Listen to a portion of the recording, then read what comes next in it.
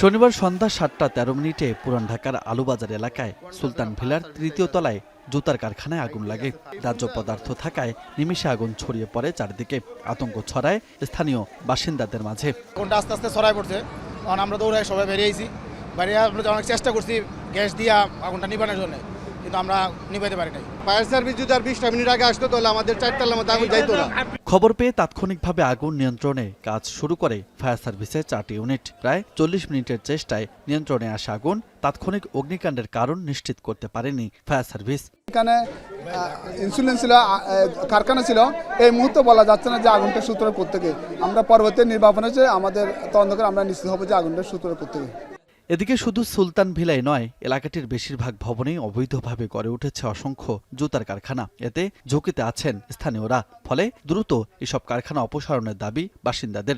নিজেদের ফ্যামিলিদের সেভ করতেছে, কিন্তু আমাদের জীবনটা নিরাপত্তাহীনতায় রেখা চলে যেতেছে। অল্প বয়সে আমরা প্রাণ হারাইতেছি, বহুত মানুষ হৃদরোগে আক্রান্ত হইতেছে বিভিন্ন সমস্যার কারণে। আলুবাজার এবং পুরান ঢাকা থেকে যতগুলো জুতার কারখানা আছে এখান থেকে উপসারণ করা। তথ্য বলছে গেল কয়েক বছরে উল্লেখযোগ্য হারে বেড়েছে পুরান ঢাকার আবাসিক এলাকায় জুতা তৈরি কারখানা। বিশেষ করে সিদ্দিক বাজার, আলুবাজার ও বংশালের মতো এলাকাগুলোতে ব্যাঙে ছাতার মতো বাড়ছে এসব কারখানা। রাজু আহমেদ, এখন, ঢাকা।